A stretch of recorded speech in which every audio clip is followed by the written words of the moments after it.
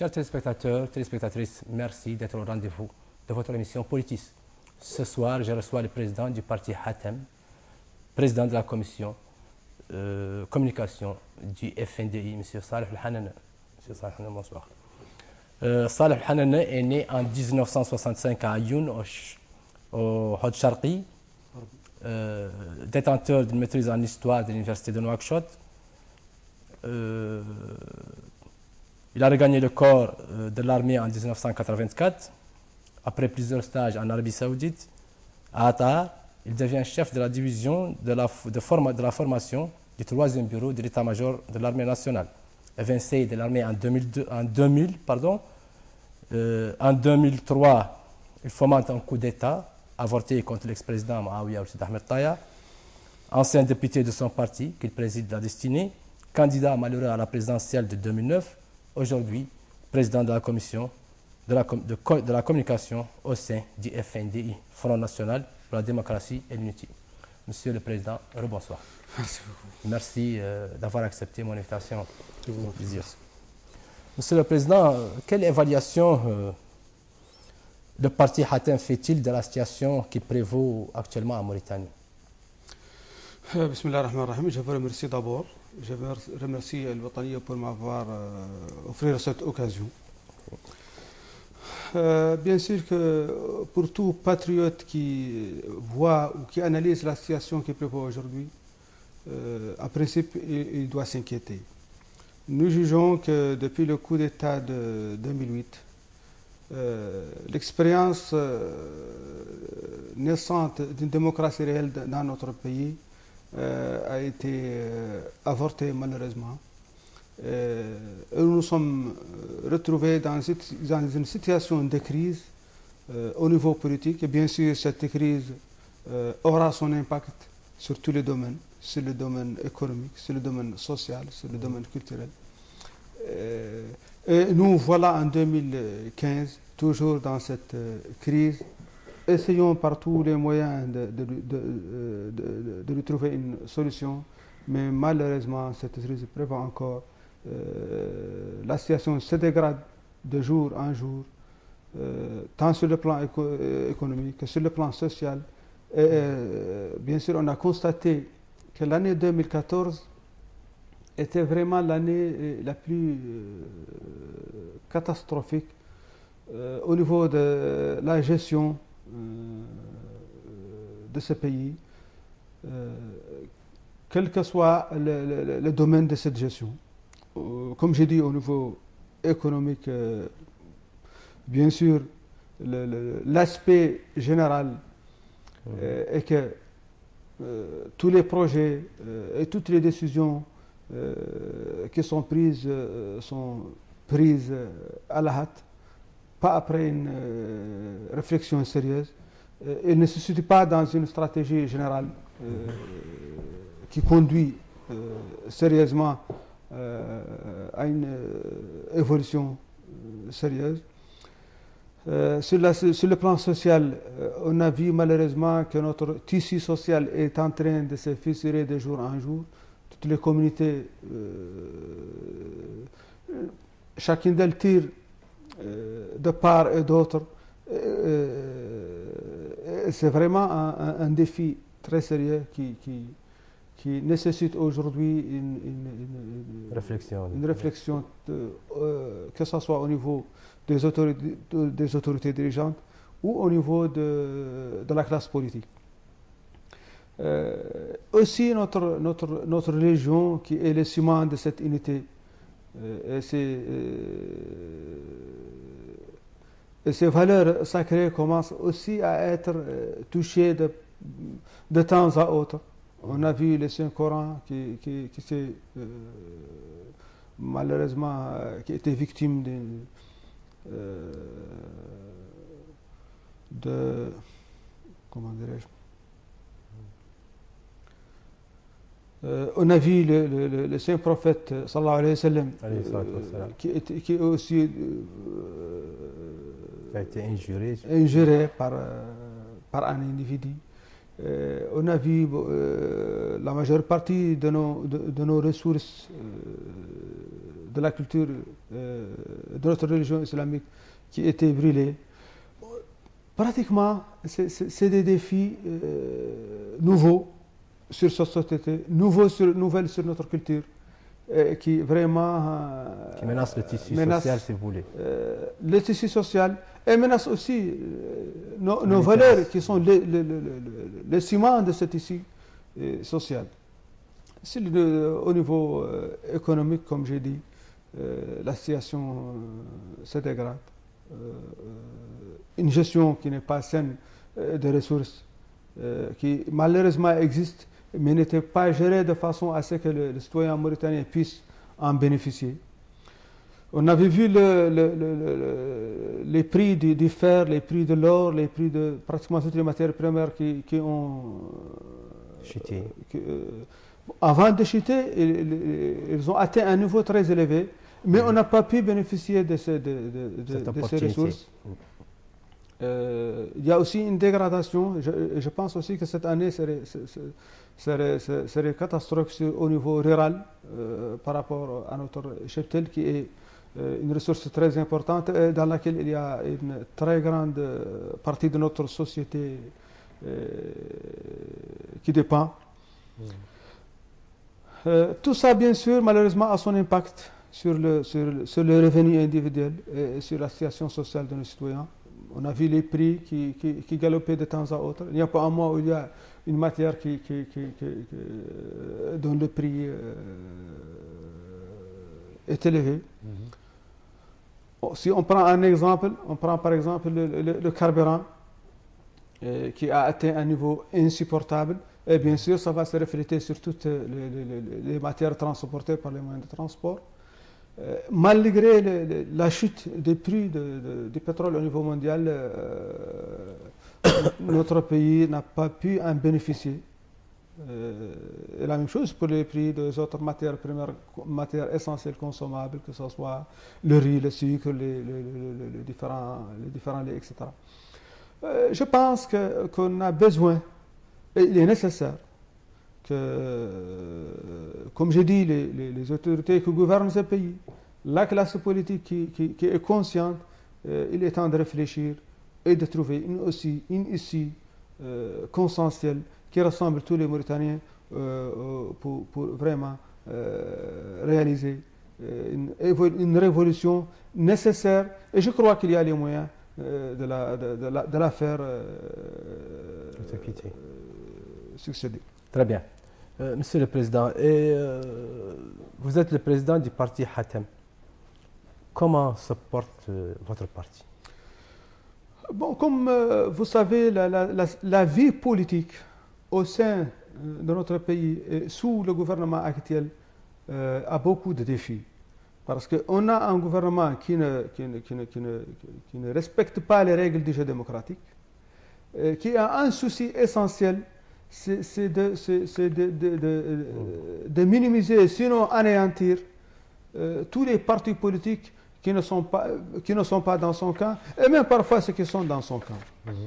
Ce qui fait que ces partis politiques sont sous une pression continue du pouvoir, qui leur arrache leur cadre par tous les moyens, parfois par les moyens de désignation, parfois par les moyens d'exercer une pression autre que les désignations. Ces partis sont victimes des politiques de l'État qui ne veulent pas qu'il y ait une vie politique normale dans ce pays. Malgré tout ça, nous restons un parti qui a ses bases, qui a ses instances dirigeantes, et que s'il y a vraiment des échéances sérieuses et dans des conditions normales de transparence, d'équité, nous aurons notre place dans l'échiquier politique national, Inch'Allah. Très bien. Monsieur le Président, vous avez été l'un des plus fervents défenseurs du coup d'État du 6 août 2008, avant de rompre brutalement avec lui. Qu'est-ce qui a provoqué cette rupture? Je corrige d'abord, je n'étais pas défendeur du coup d'État de 2008. J'avais pris note au niveau du parti de ce coup d'État pour diminuer les dégâts qui en découlent. on a fait un effort de notre part en conseillant les instigateurs de ce coup d'État. On avait déployé tous nos efforts pour garder le minimum possible de la vie démocratique qui existait avant ce coup d'État. Je n'ai jamais défendu ce coup d'État et je ne le défendrai jamais. Parce que c'est un coup d'État qui a mis fin à une démocratie naissante qui était pour tous les Mauritaniens une aspiration nécessaire. Mais compte tenu des contraintes du temps, contraintes de la conjoncture nationale et internationale, nous avons pris note de ce coup d'État. On a essayé, après ce coup d'État, d'être dans le camp de ces instigateurs pour essayer de conserver ce qui peut être conservé des acquis qui étaient déjà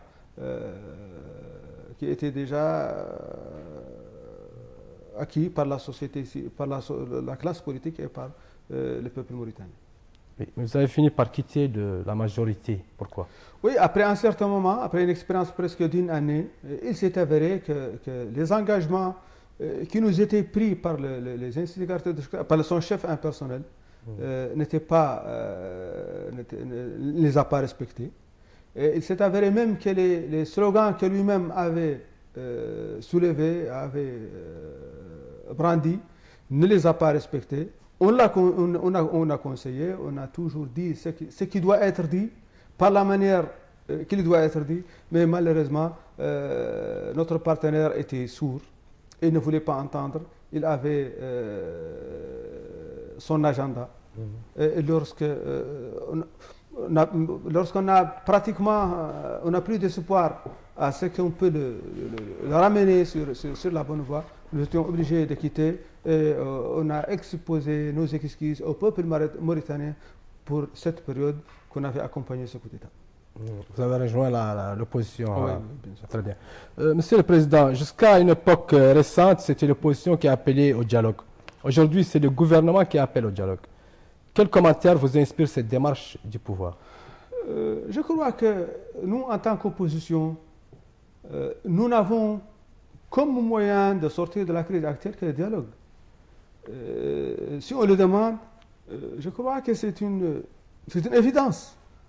Parce que le dialogue, pour nous, reste le seul moyen disponible et adéquat pour sortir de la crise actuelle. Et nous resterons attachés à ce dialogue, quelles que soient les conditions, mais ce dialogue, on insistera dessus. Il faut que ce soit un dialogue sérieux et il faut qu'il soit un dialogue pour aboutir à des résultats concrets, non pour le dialogue. Je crois que personne ne cherche le dialogue pour le dialogue. On cherche le dialogue pour aboutir à une sortie de crise, de la crise que vit notre pays. On cherche un dialogue pour faire avancer la démocratie dans notre pays. On cherche un dialogue pour venir au secours des différentes couches de notre société qui vit des conditions misérables. C'est pourquoi nous sommes attachés, non seulement nous sommes demandeurs au dialogue, mais nous sommes attachés à ce dialogue parce qu'il est le seul moyen, mais il faut que ce dialogue soit un dialogue sérieux, un dialogue qui doit aboutir à des résultats concrets qui nous fait sortir de la crise qu'on vit actuellement. Oui, mais le gouvernement vous a appelé au dialogue. Et vous avez envoyé au niveau du FNDI une plateforme. Vous avez pris sans doute connaissance des propositions du gouvernement. Ont-elles été à la hauteur de vos attentes, ces propositions du gouvernement? De toute façon, ce qu'on a eu du gouvernement, c'est des propositions de questions qui doivent être objet du dialogue. On a pris note de ces propositions. On a fait parvenir au gouvernement notre plateforme, tout en précisant que le tout doit être la base d'un dialogue sérieux. Mais surtout, on a insisté que nous sommes partants, comme j'ai dit, pour un dialogue sérieux, pas pour un dialogue de forme, comme ce qu'on avait vécu devant chaque échéance électorale, avant les municipales et législatives, avant les présidentielles. Nous sommes partants pour un dialogue qui est sérieux, qui est sincère et duquel on attend des résultats reflète d'une façon ou d'une autre les aspirations de notre peuple. Très bien. Donc on pense aujourd'hui qu'il existe des divergences entre les composantes du forum au sujet de l'acceptation du dialogue. Qu'en est-il au juste? Je pense qu'on exagère si on dit qu'il y a des divergences. Comme vous savez, le FND est un large rassemblement qui comprend des composantes différentes, bien sûr.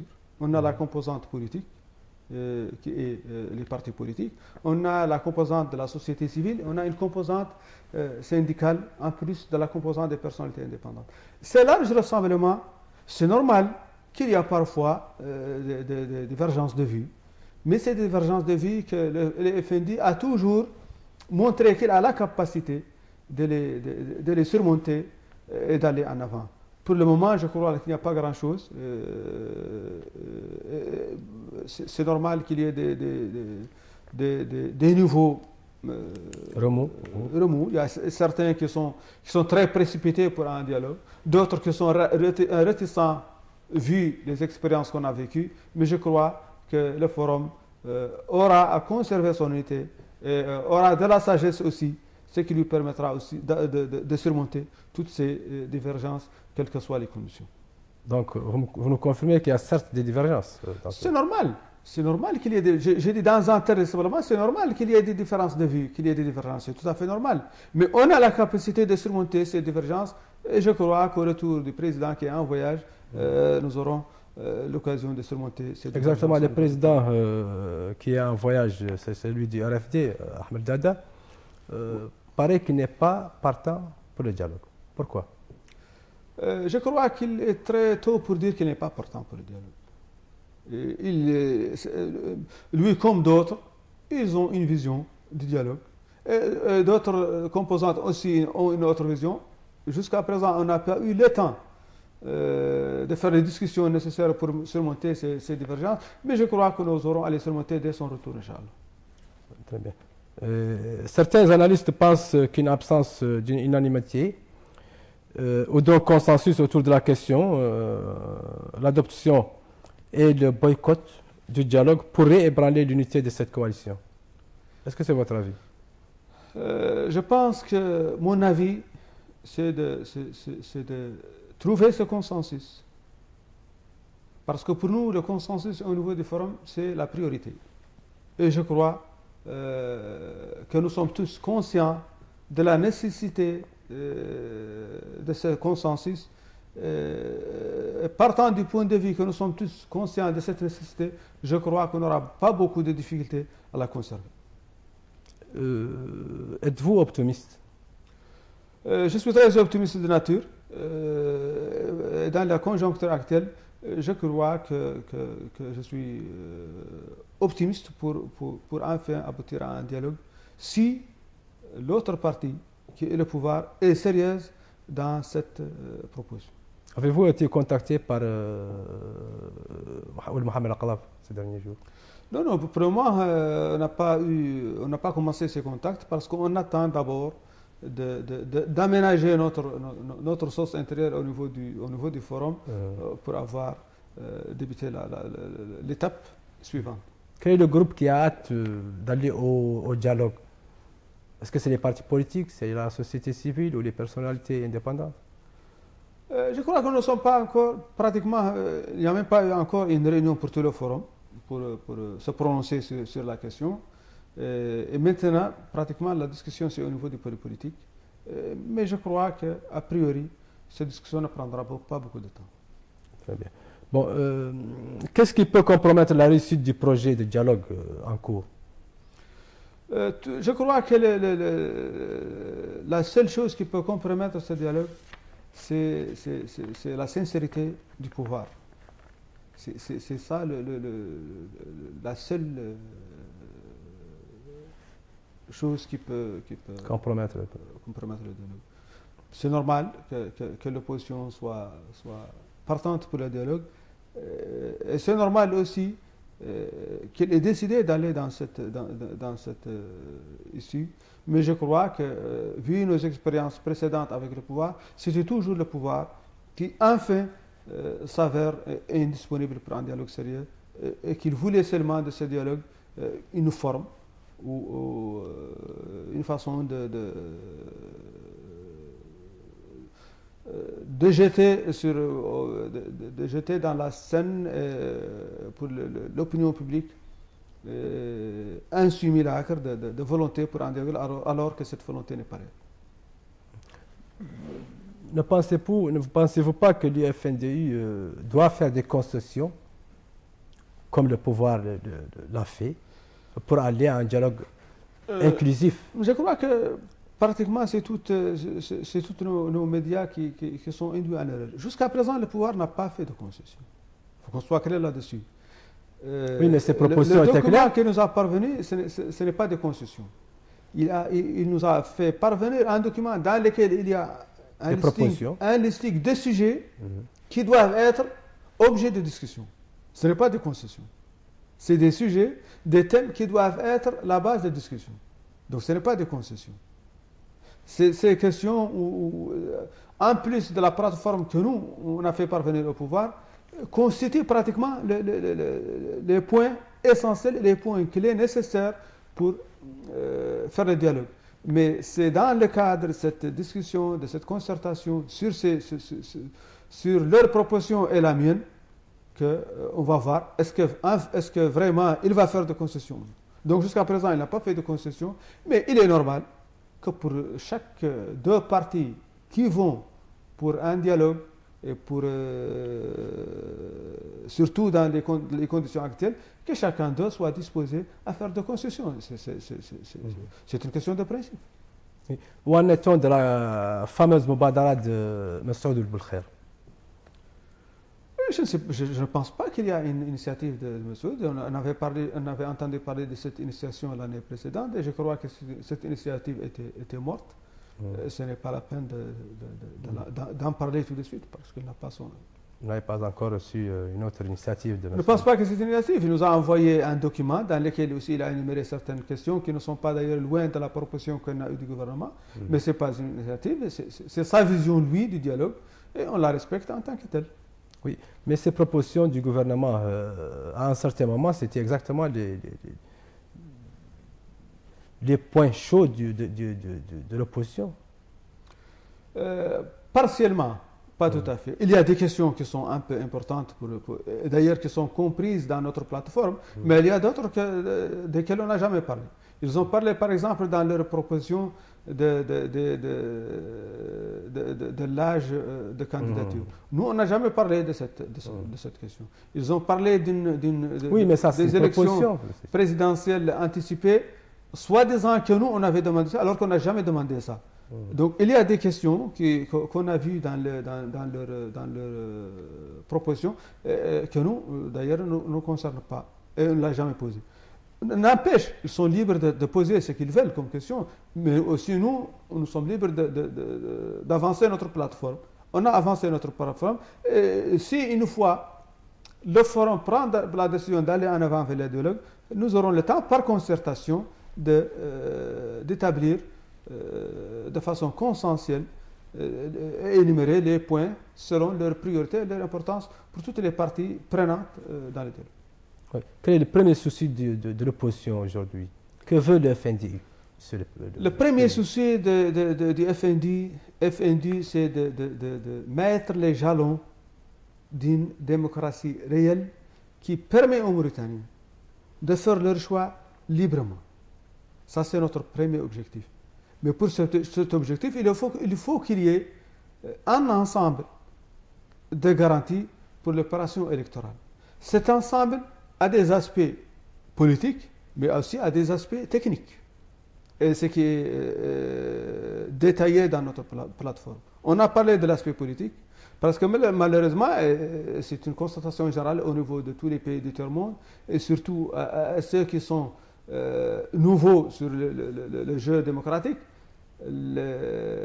l'exécutif reste très important et peut refléter toute élection, surtout sous sa tutelle. C'est pourquoi on avait demandé, on demande toujours que,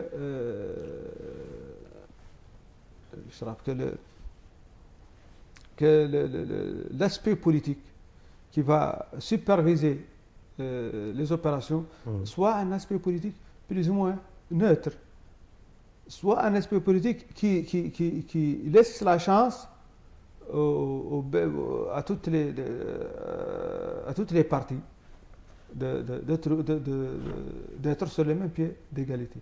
Ça, c'est l'aspect politique et c'est très important. On peut l'exprimer autrement. On peut dire un gouvernement neutre, un gouvernement de consensus, un gouvernement on peut le nommer n'importe quoi. Ça, c'est l'aspect politique. Mais l'aspect technique aussi a son importance. Cet aspect technique commence par le fichier électoral. Et je crois qu'aujourd'hui, pratiquement tous les Mauritaniens sont conscients que le fichier électoral existant n'est pas fiable. D'ailleurs, je me rappelle que le chef de l'État, dans son discours en EMA, s'était même engagé de constituer une commission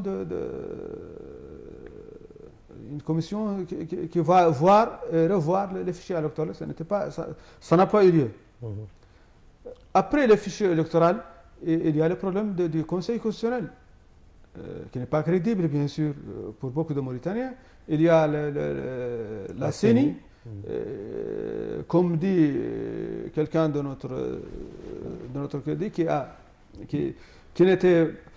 était impartial et aussi qui était incompétente pour superviser l'opération.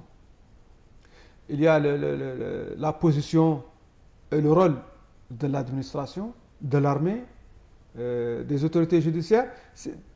On peut dire que le rôle de ces institutions est déterminé par la loi et par la Constitution, mais malheureusement, ça n'a jamais été respecté. Il faut, et c'est nécessaire, avoir les garanties nécessaires pour que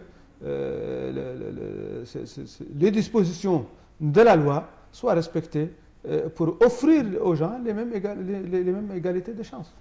Oui, mais le pouvoir est prêt à discuter sur tous ces points que vous avez énumérés tout à l'heure. C'est très bien, c'est très bien. Nous sommes demandeurs de cette discussion, non seulement receveurs, mais nous sommes demandeurs de cette discussion. Et je pense que s'il est sincère dans cette approche, s'il est sincère dans sa disponibilité, je crois que nous n'aurons pas de problème. Très bien. Mais Monsieur le Président, si le RFD ne va pas au dialogue, que se passera-t-il? Ça, c'est pour nous, c'est expliqué. Le RFD est une composante essentielle du forum. Et je crois que le forum est conscient de la nécessité d'avoir le RFD au niveau du forum. Et je crois, comme j'ai dit, que nous aurons à trouver les solutions nécessaires pour nos divergences, quelles que soient ces divergences, de fait à ce que le forum soit ensemble dans les deux sens. Qu'il part au dialogue ensemble et s'il ne part pas au dialogue, il sera ensemble. Donc vous allez suivre le RFD? Ce n'est pas une question de suivre. On va discuter à notre niveau et on va trouver la solution consensuelle qui nous permet d'abord de garder notre unité et qui nous permet aussi d'avancer dans toute issue qui va nous permettre de sortir de la crise. Très bien. Ne pensez-vous pas ces jours-ci que le FNDI est menacé de dislocation? Sincèrement, Monsieur le Président. Je pense qu'on a déjà vécu des expériences semblables et on les a surmontées. Même pour la création du FND, on a eu les mêmes problèmes. Et après, on a eu les mêmes problèmes pour accéder au dialogue qui a été organisé avant les élections présidentielles. On a toujours surmonté ce problème. J'ai dit c'est normal qu'il y ait des divergences, c'est normal qu'il y ait des différences de vue, c'est normal qu'il y ait des différences d'opinion, mais nous avons la sagesse de surmonter ces divergences. Très bien. Monsieur Salih Hanana, vous avez en 2012 été l'hôte de Sarr Ibrahima. C'était pour le convaincre à aller dans le même sens que vous, à l'opposition à l'époque? Oui, je crois qu'au niveau de la CODE, au niveau de la CODE, on avait entamé une démarche envers les autres composantes de la scène politique, en essayant de de les convaincre de nous rejoindre au niveau de la côte. Je crois que c'est dans ce cadre qu'on avait visité M. Sarr. On l'avait demandé d'ailleurs, comme il est de l'opposition, de rejoindre l'organisation qui existait pour l'opposition, qui était la côte. Et allez-vous faire ça de même aux forces progressistes pour le changement, ex-Flamme? Je crois que la question ne se pose pas maintenant, parce qu'à présent, ils ne sont pas en parti. La question ne se pose pas. Très bien. Quels sont les dossiers que vous pensez prioritaires pour sortir de la Mauritanie de ce que vous appelez aujourd'hui crise politique? Mais je crois que la priorité maintenant revient à l'aspect politique. Parce qu'on peut dire que c'est pratiquement la locomotive de tout. Avant de stabiliser la scène politique, avant de trouver les meilleurs moyens de regrouper toute la classe politique au niveau de la table pour discuter des questions nationales importantes, je crois que nous n'aurons pas avancé. Mais la priorité, c'est de trouver ce terrain d'entente entre toutes les composantes de l'échiquier politique national. Arrivé à ce stade, je crois que toutes les autres questions doivent être débattues selon leur priorité. Vous avez d'abord la question de la démocratie, c'est une question très importante et de laquelle d'ailleurs dépend tout le processus. Vous avez la question de l'unité nationale qui s'avère aujourd'hui menacée au fond. Vous avez la question de la pauvreté, vous avez la question des problèmes sociaux qui sont vraiment pertinents. On a pas mal de questions, mais je crois que se trouver d'abord au niveau de la table pour discuter de tout ça, c'est la priorité. Et si on se retrouve, nous n'aurons pas beaucoup de difficultés pour s'entendre sur l'essentiel et selon la priorité. Très bien, Monsieur le Président. Monsieur le Président, lors d'une rencontre ici à l'Ouattania, vous avez dit que le gouvernement de François Hollande, de la France, use de ses relations et s'ingère dans les questions nationales de la Mauritanie. Pourquoi avez-vous dit ça?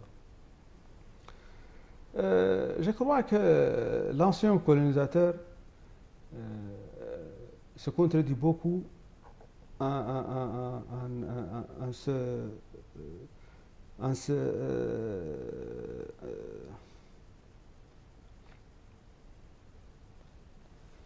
s'éveillant dans beaucoup de questions nationales internes. Et d'ailleurs, moi je rappelle, après l'élection de le président Hollande, à Dakar, il avait dit que la politique française doit sortir du cadre habituel qui était connu sous le thème France-Afrique. D'ailleurs, c'était un discours qui a touché pratiquement le cœur de beaucoup de Mauritaniens et beaucoup d'ailleurs d'Africains. Mais malheureusement, il s'est avéré que c'était un discours. Et les pratiques qui ont suivi ce discours ont donné l'impression, que ce soit en Mauritanie et que ce soit d'autres, que la France s'ingère beaucoup dans les affaires intérieures des pays africains. Et malheureusement, la Mauritanie en fait partie. Et que pensez-vous Et bien sûr, cette ingérence, quand elle est au détriment de la démocratie, au détriment des aspirations des peuples de se libérer des tyrannies qui les gouvernent, c'est très grave. Surtout que la France brandit toujours le slogan de la démocratie et de la liberté, alors qu'elle se contredit en appuyant des régimes, qu'ils soient des régimes autoritaires ou qu'ils soient des régimes oligarchiques ou qu'ils soient des régimes qui sont issus des coups d'État, comme le cas en Mauritanie. Très bien. Et que pensez-vous des dernières sorties de l'ambassadeur des États-Unis d'Amérique? Je ne vois pas ça comme respect pour l'intégrité de notre État. Malheureusement, l'État mauritanien devait montrer une position plus ferme envers ces pratiques de n'importe quelle chancellerie, que ce soit l'ambassadeur américain ou français ou n'importe quel. D'ailleurs, avant lui, c'était l'ambassadeur français qui a fait la même chose. Malheureusement, l'État et le ministère des Affaires étrangères est resté muet, alors que ça ne doit pas être le cas. Pour chaque mission diplomatique, je crois qu'il y a des missions déterminées et elle doit rester dans le cadre de sa mission. Très bien. Et que pensez-vous, vous, comme vous avez dit tout à l'heure, de ce discours sectaire parfois, que ce soit de IRA, d'autres personnes, d'autres ethnies, d'autres tribus? Qu'est-ce qui se passe en Mauritanie? Je pense que c'est un danger réel. Si les autorités gouvernantes n'avaient pas amené la crise à l'état actuel, et si la faiblesse de l'État ne s'était pas affichée à ce niveau, je crois que ces choses n'auront pas lieu. Mais malheureusement, quand l'État s'affiche non représentatif, qui ne s'occupe pas des problèmes de toutes les couches sociales, c'est normal que ces couches expriment leurs revendications, expriment leurs souffrances. Mais si l'État avait pris ses responsabilités dans ces domaines, je crois que ces revendications n'auront pas lieu. Mais malheureusement, l'État mauritanien n'a pas pris ses responsabilités envers ces couches opprimées parfois, ces couches désintéressées parfois, ces couches exclues parfois, et qui souffrent vraiment, une souffrance très sérieuse. Responsabilité de l'État, où voulez-vous en venir? Que voulez-vous que l'État fasse? Par exemple, ici, on prend la question de l'esclavage et de ses séquelles. Oui, nous avons un peu, oui. Si on prend cet exemple, l'État a une très grande responsabilité dans ça. L'État, le fait de prendre des lois qui incriminent, par exemple, l'esclavage, c'est pas tout. D'accord, il faut faire l'arsenal judiciaire, d'accord. Mais il faut le faire accompagner des mesures concrètes sur le plan économique, sur le plan social, sur le plan culturel. Parce que le phénomène est un phénomène complexe. Ce n'est pas un phénomène judiciaire seulement.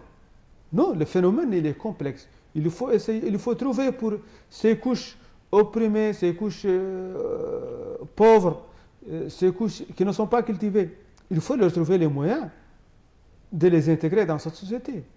Il faut ouvrir des écoles dans les adouabs, dans les milieux ruraux. Il faut offrir des occasions de travail pour ces gens qui n'ont pas de travail et qui n'ont pas de moyens pour vivre.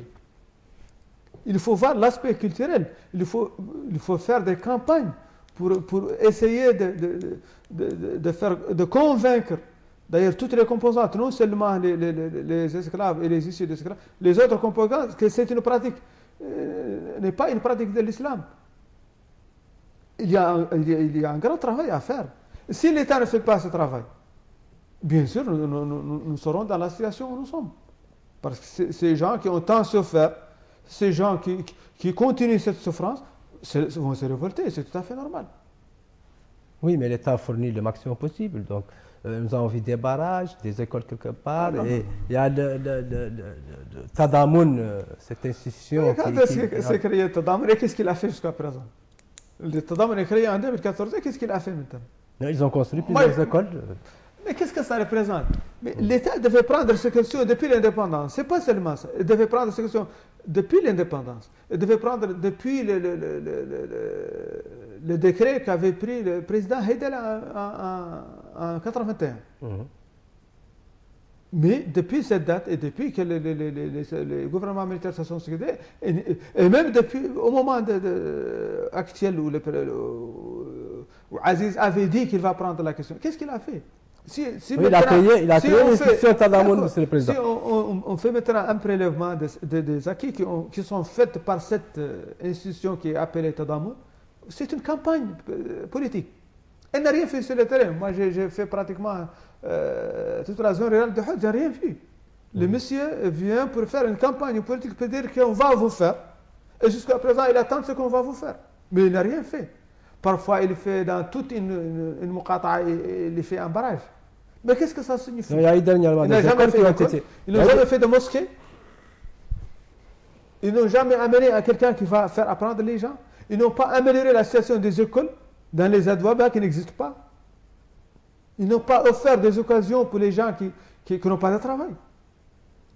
Ils n'ont rien fait. C'est de la vraie propagande politique.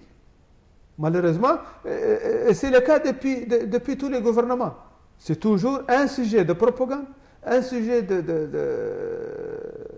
consommation médiatique, mais réellement, rien n'est fait.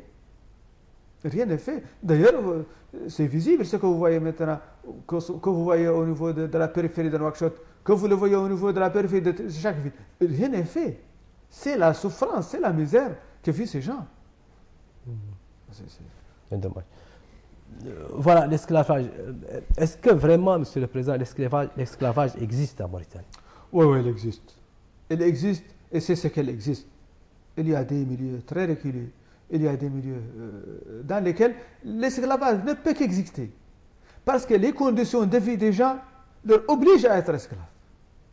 C'est les conditions de vie qui les obligent à être esclaves. La conviction aussi culturelle et religieuse les oblige à être esclaves. Oui, mais l'esclavage est incriminé en Mauritanie. Pourquoi ces gens ne viennent pas? Ça, c'est théorique que j'ai dit. Ça, c'est l'arsenal judiciaire. D'accord. Mais ce n'est pas suffisant. Il faut convaincre les gens qu'ils ne sont plus esclaves. Moralement. Mais il faut aussi déployer les moyens nécessaires qui libèrent ces gens des gens qui l'opprimaient hier. Par exemple, quelqu'un qui a un terrain qu'il cultive pour un propriétaire, un féodal.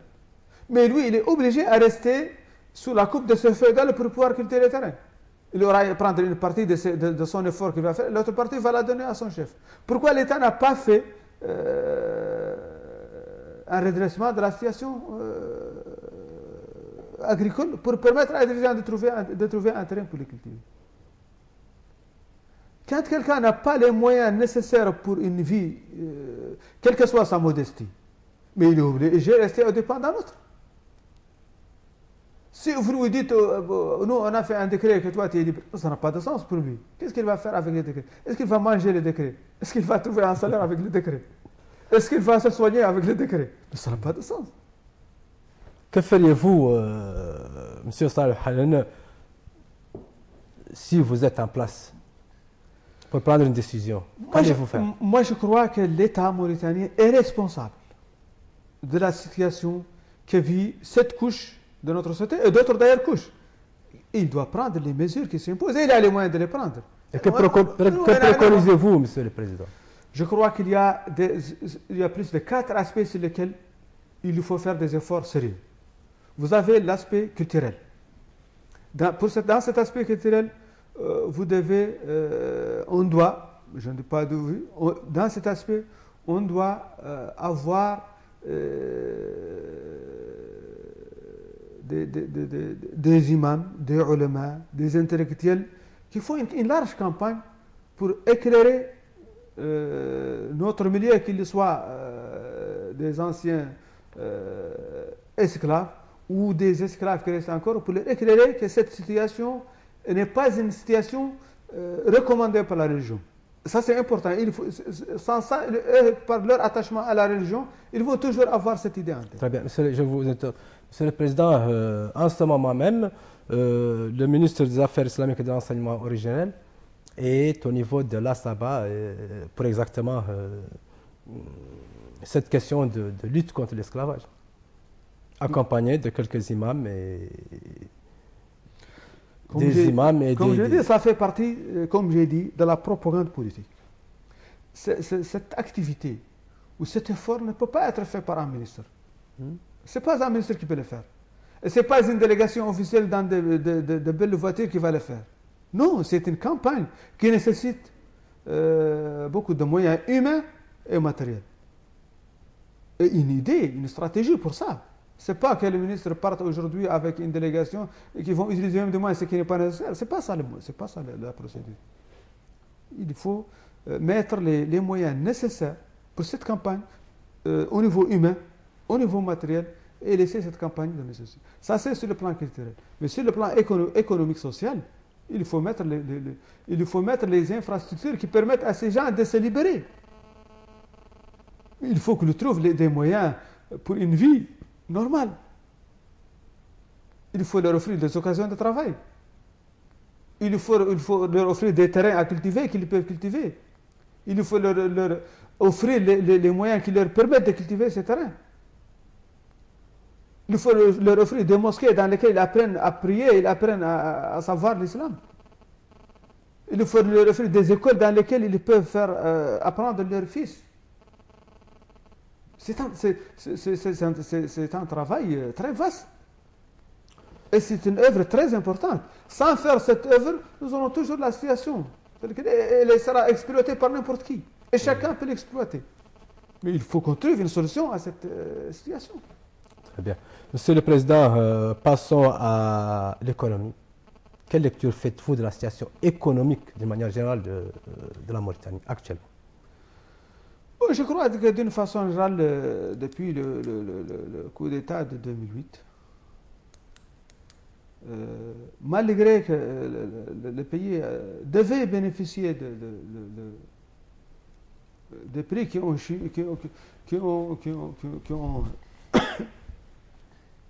se sont pratiquement doublés. On a vu le fer qui est parti jusqu'à 170 dollars la tonne. On a vu l'or qui est allé jusqu'à 1890. On a vu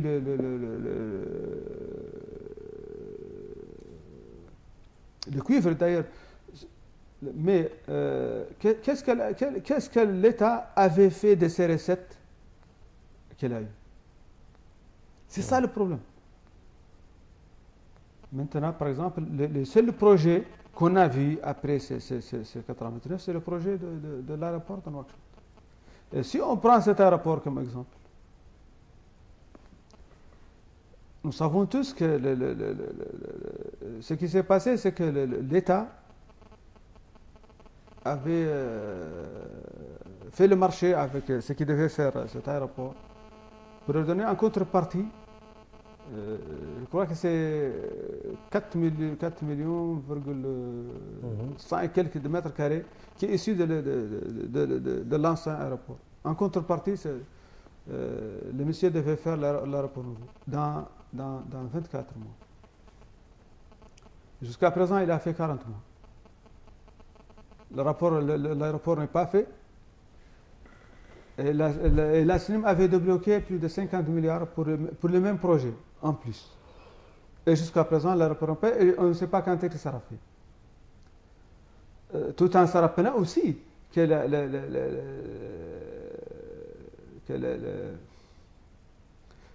l'utilité économique de ce rapport, d'ailleurs, est une autre question. Elle relève d'autres aussi questions. Quand on voit, par exemple, on ne voit pas d'autres projets d'ailleurs comme ça. Il y avait des projets qui étaient des slogans qu'on n'a pas sur le terrain. Ribat al-Bahr, on ne l'a jamais vu. Je ne sais pas. On n'a pas vu des réalisations réelles par ces moyens énormes que l'État devait avoir entre 2008 et 2013. Parce que c'est ça la période où les ressources minières ont vécu une hausse vertigineuse des prix. Pourtant, on n'a pas utilisé. Malheureusement, ça va se refléter sur la situation qui va venir cette année. Parce que comme on n'a pas utilisé seulement, comme maintenant ces prix sont revenus à la baisse, je crois que nous aurons des problèmes sur ça. Il y a par exemple le problème de la pêche. Jusqu'à présent, je crois que notre contrat avec les Européens piétine encore. La commercialisation a ses problèmes. Il y avait eu le grand marché qui a été fait par les Chinois, que beaucoup de rapporteurs économiques pensent qu'il n'est pas dans l'intérêt de la Mauritanie. Bon, je ne sais pas. De toute façon, je crois que dans les quelques mois à venir, la situation politique doit avoir à se dégrader de façon plus visible.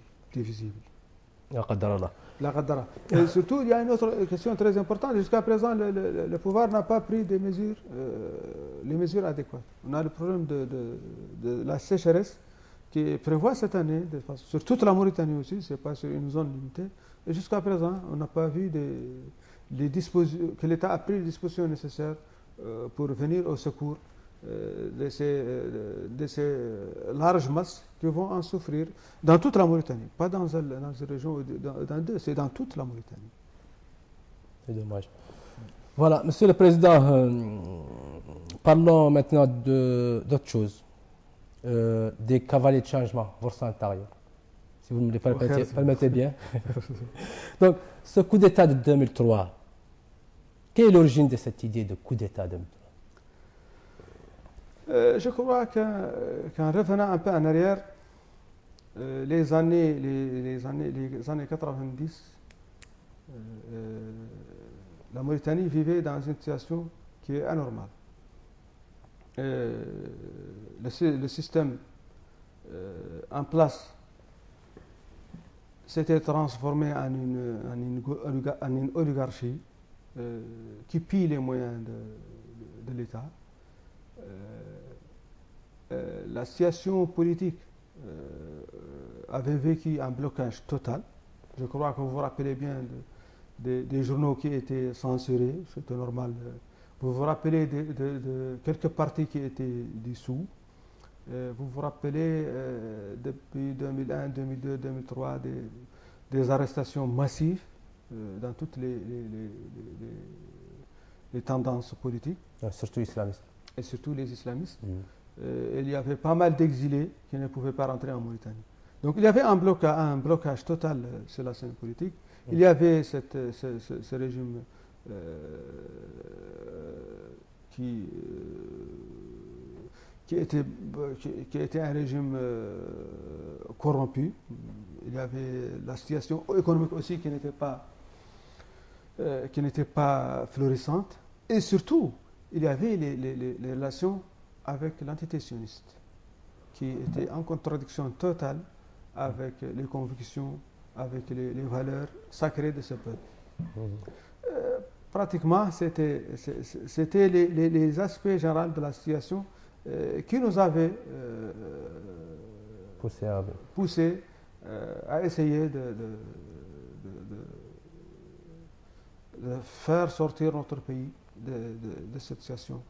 On pensait que, vu le blocage politique, vu que la situation politique ne pouvait pas offrir une issue, il n'y avait de choix que le coup d'État. Donc nous étions obligés à aller dans cette Comment vous vous êtes organisé, M. Saleh Hanana, à l'époque? Nous étions un peu... nous nous reconnaissons d'habitude, parce que vous savez, notre armée est une armée très réduite, tous les gens se connaissent. Et surtout que la jeunesse qui était dans le bas de l'échelle de l'armée, surtout au niveau officier, étaient des jeunes issus de toutes les tendances politiques qui existaient. Et pratiquement, ils se connaissaient très bien. Lorsqu'on avait pensé, on avait jugé nécessaire de faire quelque chose, nous avons commencé à se contacter les uns et les autres. On n'avait pas eu beaucoup de difficultés parce qu'il y avait une certaine confiance qu'on avait, chacun avait l'autre vu son expérience passée. On avait commencé à s'organiser par petits groupes. Et surtout au niveau de Nouakchott et aux gens qui passent de Nouakchott. Je crois qu'au bout on a commencé à s'organiser réellement dès 1996. On a fait pratiquement 5-6 ans. On avait essayé, ou on avait pensé à faire le premier coup d'État en 2000. En 2000. En 2000. Ça n'a pas eu lieu parce qu'il y avait quelqu'un qui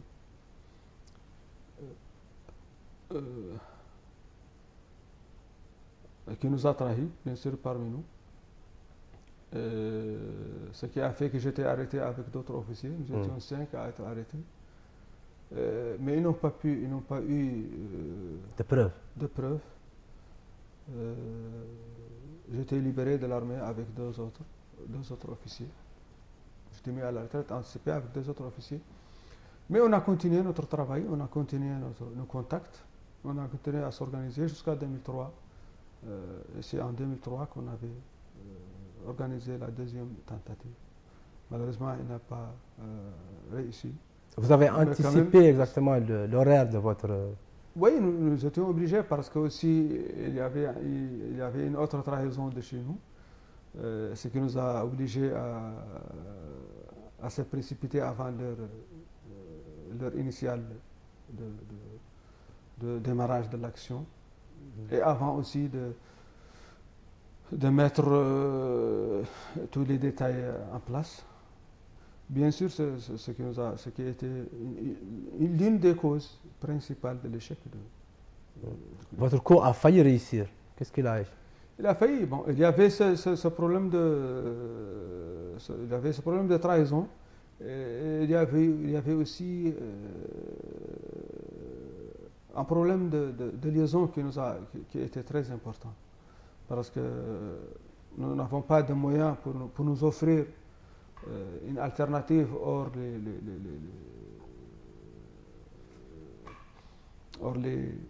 le réseau. Les réseaux en place. Et nous étions obligés de laisser les réseaux en place, croyant que ça va nous permettre de communiquer. Lorsque l'opération est déclenchée, le réseau était brouillé de façon à ce que tout le monde pratiquement a perdu le contact, ce qui a laissé beaucoup de nôtres sans les nouvelles des autres et sans coordination. Et bien sûr, si on n'a pas cette coordination et si on n'a pas cette continuité de contact, finalement, il y a certains qui se sont désengagés rapidement et il y a d'autres aussi avec qui on a perdu complètement le contact. Et en plus, le président avait eu le temps de sortir du palais avant qu'on vienne. Et on n'a pas pu localiser sa place. Lorsque les unités ont commencé à intervenir de l'intérieur, on a vu que les choses vont vers un bain de sang, surtout dans la capitale. Nous avons jugé nécessaire d'arrêter les déserteries. Très bien. Il paraît que vous avez été dans le bureau de l'ex-président Moawiya et vous avez même téléphoné à des proches disant que vous avez pris le pouvoir. C'est vrai ça? Non, ça c'est pas vrai. En général, nous, les Mauritaniens, on a tendance toujours à vous dire quelque chose. Voilà. Regrettez-vous ce coup d'État de 2003? Non, je crois que c'était la seule ici en ce temps. Et je crois aussi que c'est ce coup d'État qui a réveillé les autres et qui était, on peut dire, le déclencheur de toute l'évolution qui a eu lieu après le coup d'État. Oui, mais il y a eu des morts. Oui, et vous avez pris en otage la Mauritanie pendant 3 jours. Hein. Malheureusement, il y a eu des morts, mais ce n'était pas notre vœu, bien sûr. قدر الله ما شاء فعل. Dans le circuit de toute évolution des nations, peut-être il y aurait des morts. C'est regrettable. On a pris pratiquement toutes les dispositions qu'on pouvait faire pour éviter cela. Mais malheureusement, ça a eu lieu. Et nous le regrettons. Mais l'action en elle-même était nécessaire pour mettre fin au régime de Mohamed. Très bien. Action nécessaire pour mettre fin à un régime dictatorial et regret du bain de sang. Oui. Voilà, chers téléspectateurs, téléspectatrices, C'est sur ces mots de Salih Al-Hanine que prend fin cette émission. Merci de l'avoir suivi et à lundi prochain. Merci infiniment, Monsieur le Président.